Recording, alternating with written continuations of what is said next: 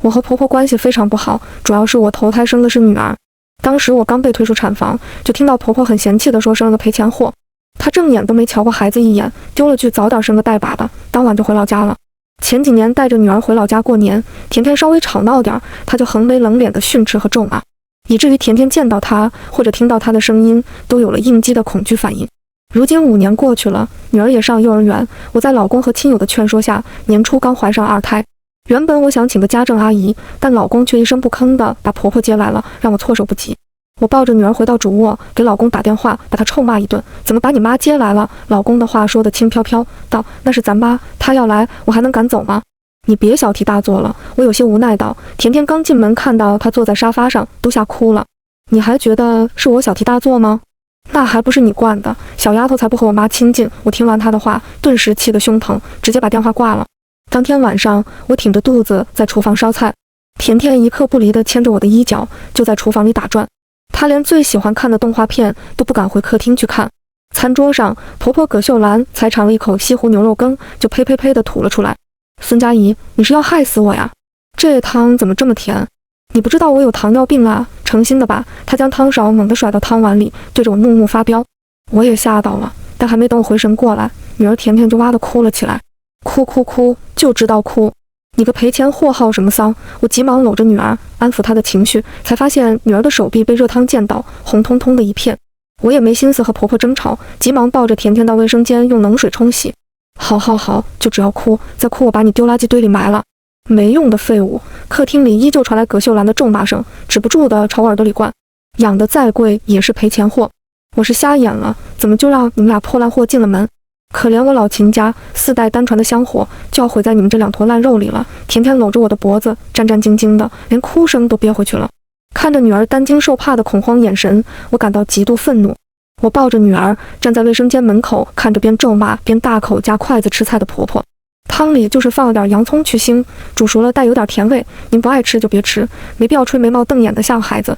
她是您孙女，也是老秦家的女儿，不是您仇人。葛秀兰愣了片刻，马上啪的一声将筷子拍在了桌面上。你说什么？你还敢顶嘴？你这个生不出儿子的贱逼，还敢给我甩脸色？看我不抽死你！正当她要冲过来，老公打视频电话过来，我气急败坏的接通视频，对着镜头跟老公喊：秦书远，这就是你妈！你看看，看你妈还要打死我们！我将手机转过去，就想让老公看清楚葛秀兰那副狰狞的嘴脸。葛秀兰刹那间如川剧变脸，一把抢过我的手机，那张松弛的老脸皮变成8字哭相，鱼泡眼里挤出眼泪，嘴角歪着流着口水。儿啊，我的心肝啊，娘被他们欺负的心里委屈啊！你不在家，他们还要赶我走。儿啊，娘得了糖尿病，他还故意在汤里放糖，要谋杀娘啊！晚上我和婆婆闹得心里堵得慌，一宿没睡好，早上迷迷糊糊的起床送女儿去幼儿园。等我回来，餐桌上昨晚的残羹冷盘都还没收拾，早餐更没影子。我瞧了眼次卧房门，也不知道老太太大是早出去锻炼了，还是猫在房间里。我不想留在家里，就约了闺蜜逛街。直到幼儿园快放学，我才赶着去接女儿甜甜。妈妈，我能不回家吗？甜甜搂着我，脸上带着犹豫与慌张。我轻声细语地安慰甜甜：怎么了？甜甜，你是想去哪儿玩吗？哎，奶奶在家，我怕。听了女儿的话，我的心顿时揪着生疼。我亲了女儿脸蛋一口，立马说道：那我们就先不回家，妈妈带你去游乐园玩。为了照顾女儿的情绪，我带她到商场、游乐场，晚饭也是在商场吃过，直到8点多才回家。只是我没有想到，当我们站在家门口，却进不了家门。无论我怎么拧钥匙，锁孔都插不进去。我给物业打电话，等了一会儿，物业派了一个值班的保安过来。哦，你家呀？值班保安似乎知道什么，脸上带着奇怪的表情。下午的时候，你家老人跟物业说钥匙丢了，秦先生专门打电话让物业找开锁师傅换门锁了。你不会又把钥匙弄丢了吧？我家老人钥匙丢了，换了门锁。这几个词汇砸向我，顿时让我明白了，原来葛秀兰这个老太婆又作妖了。等着保安走后，气得我踹着房门，喊着让葛秀兰开门，喊了7、8分钟，屋里就是没有一点动静。我给秦书远打电话，却没人接听，发信息也没回，气得我带着女儿在小区附近酒店开了间房。第二天，我接到秦书远的电话，催我回家。他见到我和甜甜后，抱怨道：我刚出差，你们就闹得不可开交，能不能让我省点心啊？听着秦书远责备的话，我心头冒起一股无名火。你见过哪个当婆婆的把自己孙女、自己儿媳妇赶出家门，锁在门外的？秦书远不可置信地看着我，斥喝道：“我妈说了，出门遛弯的时候把钥匙丢了。你也是，挺着个肚子还去外面溜达。他又没有你电话，找不到你，不找开锁师傅换锁，你让他一个老人家去哪里？家里要是进贼了又怎么办？”我气得咋呼呼的，没想到葛秀兰竟然倒打一耙，我的情绪顿时点燃了，有点口不择言。他是聋了还是瘫了？昨晚我敲了那么久的门都不开门。秦书远眉头一皱，指着我骂道：“不可理喻！孙佳怡，你简直就是毒舌泼妇！我毒舌，我泼妇！”我正要回怼，却听到女儿的哭腔：“爸爸妈妈，你们别吵架了！”我又急忙安抚甜甜的情绪，不再搭理秦书远。刚推开家门，我就看到葛秀兰坐在行李包上抹眼泪。妈，您这是干什么呀？秦书远急忙扑过去，拉住葛秀兰的胳膊。葛秀兰干嚎着哭了两嗓子，都是娘不好，娘的错，惹得你们吵架了，让你们烦心了。娘想明白了，只要儿子你过得好，娘就算在乡下孤独老死，也对得起你爸，对得起老秦家列祖列宗了。他拉着秦书远的手，妈撒着，就是娘呀，临走前还要再嘱托你一句话，儿啊，你可是老秦家4代单传的独苗苗啊，老秦家可不能在你手上断了香火。葛秀兰于抛眼里泛着泪花，起身将屁股下的包袱拎起来，就要出门。妈！秦书远急忙拦下来，抱着葛秀兰的胳膊，朝着我去怒吼：“孙佳怡，你到底要干什么？非得逼着我妈向你磕头认错？老儿不死是为贼！”葛秀兰这招以退为进，真的是眼绝了。我冷眼看着葛秀兰的表演，不想再和她纠缠，她要走还是要留，随她去吧。我不搭理秦书远，抱着甜甜回了主卧。昨晚和女儿在酒店住了一晚，我都还没帮她洗澡换衣服。等我拿着换洗衣服，抱着甜甜去卫生间洗漱，客厅已经不见葛秀兰了。次卧的门关着，就听到葛秀兰和秦书远两个人用方言嘀嘀咕咕地说着话。我虽然不会说他们当地方言，但和秦书远结婚7、8年，也能听懂一些词汇意思。就听着葛秀兰说什么面相、八字、算命、孙子这些，我暗自吐槽这个老妖婆迷信又猖狂。接下来几天，我和葛秀兰各自都没好脸色。甜甜也不敢和葛秀兰单独相处，每晚都要和我睡觉才安心。怀孕20周，秦书远开着车带着我去医院做唐氏筛查和常规血检，只是葛秀兰竟然也要跟着同行，让我觉得心烦无比。在采血大厅抽完血，秦书远殷勤地拿着棉签帮我按压针眼，他笨手笨脚的压着针眼还出血了不少，棉签都被血染红了。我气得打了他胳膊，推开他，转身跟护士借了根棉签，自己按压着。等着我转过身，却看到葛秀兰颠簸颠簸地跑远，顺着扶梯下去了。你妈干什么去了？我疑惑地问了句。秦书远脸上闪过一丝窘迫和尴尬。我妈有点肚子不舒服，去卫生间了。我也没有多想，孕检项目还有好几项，我也懒得去管葛秀兰。秦书远陪着我进了 B 超检查室，医生拿着 B 超探头，一边扫描一边解说着胎儿的器官和部位。我盯着对面墙壁上的显示屏幕，里面正播放着胎儿的状况。尽管这是我第2次怀孕，但看到孩子在体内，依旧感觉到很神奇、很奇妙。胎儿发育一切正常，妈妈要保持好心情，这样胎儿也会更健康。医生收起探头，递给我几张医用纸，擦拭肚子上的润滑剂。医生，你看我们孩子这样，他以后很调皮，还是很文静？坐在旁边的秦书远突然开口问了一句。我有些诧异，还没琢磨明白，就听到医生说：“健康对孩子最重要。”我看了眼秦书远，又看了看医生，没有吭声。自从唐筛检查后，秦书远连着好几天神色不对劲，我以为他工作上碰到什么难处了，问了他，他又说没事。周4我送完甜甜去幼儿园，10点多接到我妈电话，说我爸病情恶化，住院了。我是家里的独生女，结婚后和爸妈也没在同一个城市生活。挂掉电话后，我赶往高铁站，坐了2个小时才回到老家，又马不停蹄地赶往医院。到了医院，看见躺在病床上的老爸，我就心酸流泪了。老爸年轻那会儿太拼。在我结婚后查出慢性胃炎，这几年我妈一直在家照顾他，调理身体。慢性胃炎虽然癌变概率小，但如果进一步发展为萎缩性胃炎，那概率就很大了。幸好只是虚惊一场，医生严重嘱托让老爸戒烟戒酒，在留院观察2、3天就可以出院。知道老爸没事，我又想起甜甜，又急忙给秦书远打电话，让他去接女儿放学。晚上7点多，秦书远发来视频电话，我接通后就看到甜甜小脸委屈地出现在屏幕里。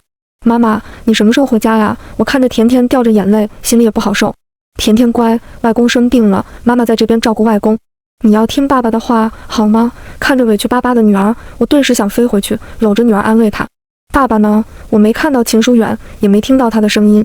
甜甜小心翼翼地看了眼屏幕外，轻声道：“妈妈，爸爸和奶奶在小房间里说话。”你把爸爸喊过来，妈妈让爸爸明天带你来外婆家住2天，好吗？甜甜顿时露出笑脸，道：真的吗？爸爸爸爸，隔着屏幕看着晃动的画面，我就猜到甜甜举着手机跑去找秦书远。视频画面闪过，我看到葛秀兰那张阴洁的老脸，还有秦书远略带阴沉的目光。我没想太多，对着秦书远说道：书远，我爸这2天住院，我先不回去了。明天幼儿园放假，你开车送甜甜到我妈这边住2天。我爸妈也挺想念孙女的。我看着秦书远的表情，神情似乎压抑着怒气，脸色涨红。还有事吗？没事，挂了。秦书远的态度清冷而毫无感情，这让我感到有些不舒服。我还想和甜甜多聊几句，他就把视频挂了。等我再回拨过去，又是没人接听。周五下午，我给秦书远打电话，一直没人接听。不得已，我又给幼儿园老师发语音过去。甜甜妈妈，今天甜甜请假没来幼儿园，你不知道吗？听着老师发来的语音，我心神有些不宁。昨晚说的好好的，甜甜放学后送来我爸妈这边，怎么突然请假了？我有点慌了，又不敢跟我妈说实情，就谎称周末要去孕检，先回去一趟。等我赶着高铁回到家里，没有看到秦书远，甜甜也不在，葛秀兰也不见了。这一大家子的人都不在，电话还联系不上，我心急如焚。我立马想去秦书远的公司找他。这段时间他总是心神恍惚，或许工作不顺，带着甜甜去公司加班了。我在小区门口等网约车，扫了眼附近跳广场舞的人群，突然觉得有个身影很像葛秀兰。我快步地走过去，定神一看，还真是她。妈，甜甜呢？我冲进去，焦急地拉着她的手。干什么干什么？葛秀兰看到是我拉着她，顿时脸拉得老长。我顾不得她的恶劣态度，再次问道：甜甜呢？广场上灯光灰暗，我似乎看到她的脸色有些慌张神态，但又很快地隐藏起来。她眼神中冒出一丝恨意，斥喝道：有其母必有其女，都是烂人贱货！好心抱她去洗澡，竟然不听话还咬我。养条狗还会摇头晃脑讨人喜欢，简直是白眼狼。那个贱丫头昨晚闹得厉害，自己不小心磕到了，我儿子已经送医院去了。听着葛秀兰谩骂的话，还有甜甜受伤的消息，心中的焦虑与怒火冲上脑门。我气得直接扇了他一巴掌。你说什么？我掐着他的胳膊，赤红着眼吼道：他怎么受伤了？为什么会受伤？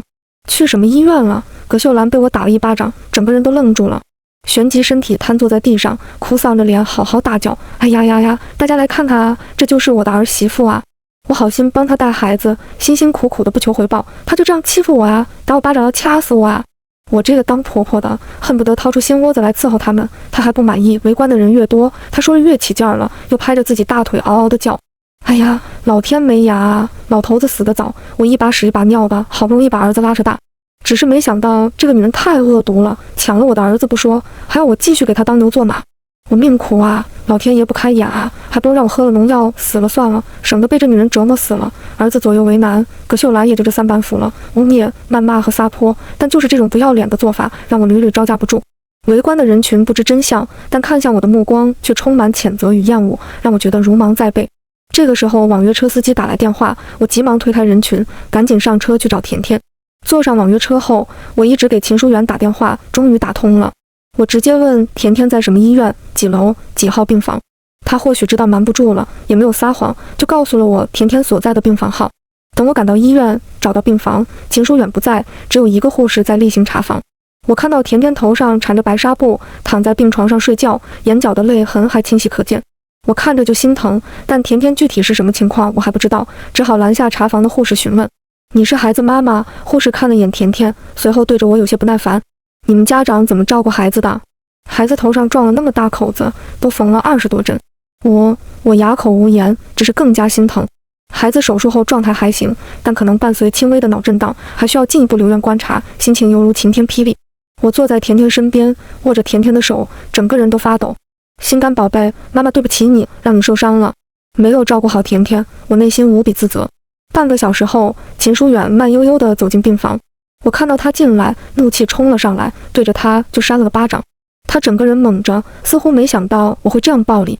我低声地吼道：秦书远，甜甜到底怎么受的伤？我才离开一会儿，甜甜就受伤了，脑袋都缝了20多针，你是怎么当爸爸的？你还让他一个人待在病房，自己跑出去不见人影，你还是男人吗？是一个合格的父亲吗？秦书远被我训斥的脸上涨红，目光中透着惊慌。他就是不愿意洗澡，自己跑来躲去的，摔倒磕到了。我恶狠狠地指着他，还想训他一顿，但是护士却喊道：这里是病房，你们要吵架出去。我还要去公司加班，先走了。我看着秦书远逃跑的身影，第一次对自己选择这个男人感到悔恨。这大半年以来，秦书远的变化我是看在眼里的，尤其是年初我怀孕后，他出差次数多了，回家也常常精神恍惚。我不知道发生什么，或者葛秀兰给他灌了什么迷糊汤。葛秀兰来了不到半个月，她连自己女儿受伤缝针住院的事都瞒着我。面对我的指责，还是这样浑不在意的态度，让我太心寒了。这一整天，我担惊受怕，又匆匆忙忙，整个人累得不行。守在甜甜的病床边，我趴着就眯了一会儿。不知道过了多久，迷迷糊糊地听到走廊有人聊天的声音。哎，这世道到底是坏人变老了，还是老人变坏了？是啊，难怪现在都不敢扶老人，要不是有摄像头作证，那个小伙子就要被讹上了。那家人看着也不缺钱，竟然还要讹救人的小伙子，真是没良心了。社会上没良心缺德的事儿太多了。算了，我听着对话醒来过来，看了眼门外2个穿着小护士走过，估计他们聊的是某个小伙搀扶老人被讹上了，然后摄像头还了清白的事儿。摄像头，突然这个词让我醒神起来。当初甜甜刚满月，我全职在家带娃和做家务，但偶尔要下楼丢垃圾或买菜，于是买了个自带 128G 存储卡的摄像头，装在客厅的一角落。这事儿秦书远也不知道。刚开始挺好用的，每次甜甜睡着后，我就把它放在客厅，出门后就通过手机 app 查看。但后来甜甜一天天地长大，到现在上幼儿园，这件事儿我也忘记了。前2年我的手机也换过一个了，不知道摄像头还能不能连接。我就立马从手机应用市场重新下载 app， 通过手机号码登录账户，竟然重新连接上了。惊喜之余，我点开摄像头查看监控画面，顿时愣住了。秦书远不是说要去公司加班吗？怎么在家？我从包里拿出蓝牙耳机，连上手机后点开声音，秦书远和葛秀兰的声音清晰地传入我的耳中。然而他们的谈话却令我不寒而栗，浑身起了鸡皮疙瘩。儿子啊，你可是4代单传的独苗苗啊，老秦家可不能在你手上断了香火。我早就和你说过，孙佳怡这个贱人，身子瘦，屁股小，生不出儿子，你非要娶她。葛秀兰说到我的时候，表情狰狞而怨恨。娘是过来人，也没多少年头可以活了，你还是抓紧和她离婚，马上就离，让她带着她生出来的那个小贱货滚出我们老秦家。你再帮我生个大胖孙子，我还能帮你再带几年，也让我享受天伦之乐。妈，秦书远脸上有些犹豫，是不是再重新测试下？万一他们检测的不准，是假的呢？葛秀兰挥舞着手，斩钉截铁道：“人家机构是专业的，怎么会错呢？”说完，她那老脸冒着红油一般，满脸兴奋。再说了，你认识的那个女老板不是已经怀孕了吗？妈都找人算过了，女老板那肚子里一准是个男孩。儿子，听娘的劝，趁机和孙佳怡这个贱货离婚了，将她扫地出门。你也可以明媒正娶了那个女老板，我也能抱上大孙子。我是你亲妈，还能害了你？秦书远继续说着什么，甚至脸上是什么表情，我都没有再听进去了。我感觉这摄像头画面像恶魔一般令人憎恶，急忙强退出 app。我觉得自己的世界彻底的崩溃了，脑子里乱哄哄的想，整个人的心神一直在下沉，像是要一直沉到地狱里去。以前联系不上秦书远的时候，我也曾怀疑他在外面有事，但我更愿意相信，那是因为他在工作上不顺心，一直千方百计帮他找借口、找理由。直到此刻，通过摄像头亲耳听到葛秀兰和秦书远2母子的对话，我才真的幡然醒悟。原来最近秦书远工作很忙，心神恍惚，都是假象。他是忙着照顾外面的小三，不顾家了。当初明明是他主动追的我，主动说会爱我一辈子，不会背叛我。为了他，我辞去了高薪的工作，全心全意地辅助他，在家当个全职妈妈，带着孩子干家务。虽然我和葛秀兰有冲突，但也生怕让她为难，自己受气了也咽在肚子里，自己受着。没想到我冒着风险为她怀上2胎，却换来这样的背叛和残害。我对秦书远说的甜甜自己摔倒磕伤也开始抱有怀疑。我忍着心中的痛，再次打开 app 查找存储卡里的视频。我买的这个摄像头功能挺好的，能保留最近30天的摄像内容。甜甜是在家受的伤，如果真的有猫腻，那肯定会被拍摄下来。我在回看功能里翻到昨天视频，快进到昨晚甜甜和我通完视频后的时间。我忍着要爆发的脾气，看着画面，恨不能拿着刀杀那对畜生。昨天挂掉视频后没多久，葛秀兰骂骂咧咧地拖拽着甜甜从次卧拉到客厅，甜甜哭哭啼啼的不肯，葛秀兰又是一阵污言碎语的谩骂。甜甜一直喊着爸爸救命，妈妈救命，但秦书远就是不出现。葛秀兰拖拽着甜甜，如同扯着破布在拖地。甜甜挣扎着爬起身，扑在葛秀兰身上，冲着她的手背咬了口。没想到葛秀兰大巴掌抽在甜甜脑袋上，甜甜整个人站立不稳，脑袋撞向客厅电视机的桌角上，脑袋上顿时冒出涓涓鲜血，浸染了她半张小脸。当场，甜甜便倒在地上抽搐起来了。直到这个时候，葛秀兰还在辱骂甜甜，说孩子装疯卖傻，贱货。她甚至走到甜甜身边，用脚踢了踢甜甜。发现甜甜没有动静，她这才慌了，喊出秦书远，让秦书远抱着甜甜送去医院。畜生！这两个畜生！后面的内容我再也看不下去了，我整个人气得发抖。他们这是在谋杀我的女儿！我恨不能现在就冲回家，将他们这对母子杀了。看着躺在病床上的甜甜，我的心如刀割。虎毒尚且不食子，秦书远，你连自己亲生女儿都不肯救，你的心太狠毒了。我想了很久很久，最终决定我要报警。明天等主治医生来了，我就找主治医师要甜甜所有的就诊记录。我要把甜甜的就诊记录和视频作为证据向派出所报案。我要让葛秀兰受到应有的惩罚。至于秦书远，我已经对他没有任何情分，离婚也必须让他净身出户。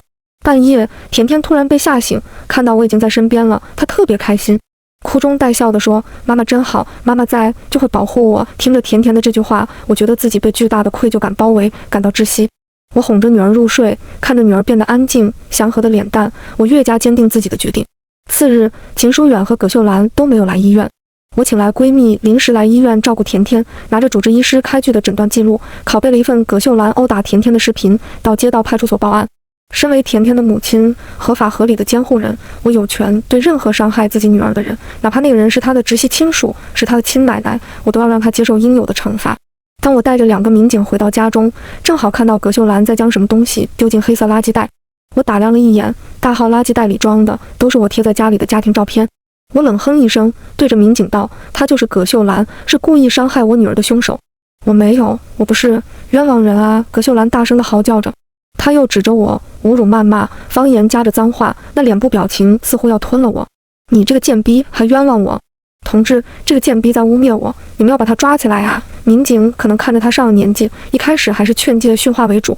葛秀兰却听不进去，甚至还觉得民警不敢对他怎么样。我和民警就看着他跑进厨房，出来的时候手中就拿着把菜刀要砍我。这下民警淡定不下去了，2个人冲了过去，直接将他按压在地板上，上手铐。“孙佳怡，你要干什么？”这时，秦书远从门外进来，看到葛秀兰被2个民警压制在地板上，神色巨变。“秦书远，你这个畜生！虎毒不食子，甜甜受伤就是因为你的纵容。我以为自己看到秦书远时能心平气和地直接提离婚，但我还是高估了自己的情绪，直接扑过去要扇他耳光。孙佳怡，你个贱货！甜甜那个丫头不是我妈打的，都和你说了，那是意外，是那丫头自己不听话，我妈要带她去洗澡，她不愿意，自己撞到桌角的。你到底要干什么？是疯了吗？”秦书远还在撒谎，还在掩盖真相。秦书远说完后，转向2个民警道：“民警同志，我妈有糖尿病，心脏也不是很好，你们这样对待老人合理吗？”一个年轻警察义正辞严道：“这位同志，刚才你母亲持刀企图危害孙女士，我们采取的是正当手段，请你不要妨碍公务。”听完民警的话，此刻秦书远像激怒的狮子，对我咆哮：“孙佳怡，又是你！我妈果然没说错，你就是个祸水。我千不该万不该，当初就不应该娶你。”我突然对秦书远感到有些可悲，他到现在都不知道我为什么报警，甚至都不知道我掌握了他们所有的阴谋。孙佳怡，我求求你了，能不能别折腾我妈了？我们老秦家经不起折腾了。我直接吼道：“不行！当他殴打我女儿的时候，当你袖手旁观的时候，当你勾结你母亲想要陷害我的时候，我早就心死了。不把你们这对畜生绳之于法，这口气我咽不下去。”我哈哈哈大笑着，若要人不知，除非己莫为。你们以为那点阴谋诡计能打败我吗？我指着自己当初安装摄像头的角落，人在做，天在看。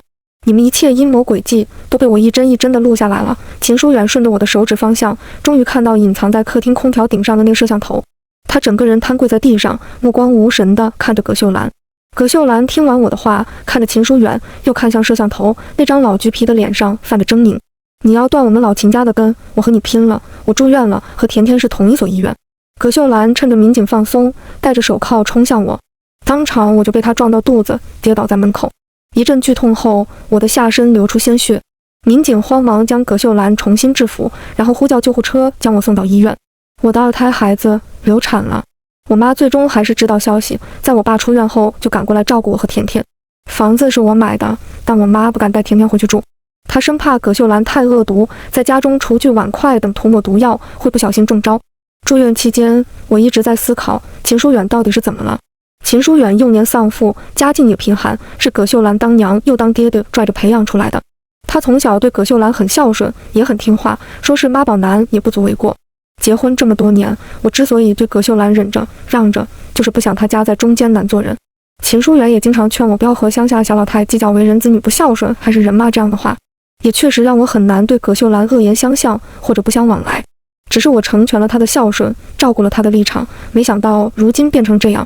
休养期间，闲着无事就重新翻看摄像头里的回看视频。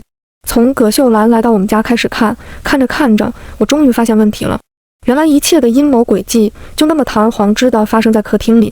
当初秦书远带着葛秀兰与我一起去医院做唐筛，在我抽血之后，秦书远配合葛秀兰将我染血的棉签藏了起来，然后葛秀兰找了一个黑心机构，通过我的血液化验鉴定二胎的性别是女孩。正是这个鉴定结果成为压倒秦书远的最后一根稻草，他彻底地倒向葛秀兰，成了伤害甜甜的帮凶。尽管在此之前他已经背叛了我，在外面找了小三。当我出院后，我带着甜甜回了老家。过了几天，满脸憔悴的秦书远主动地找上门来，他跪在我家门口求我能出具谅解书。如果没有谅解书，葛秀兰可能会按故意伤害罪判处7年左右的有期徒刑。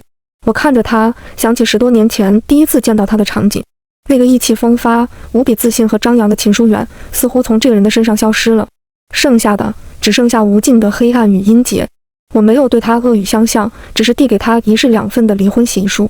我的意思很明确，想他要谅解书，那就同意离婚协议条款。条款内容主要有3条：一是秦书远自愿放弃甜甜的抚养权；2是同意甜甜改姓；3是自愿净身出户。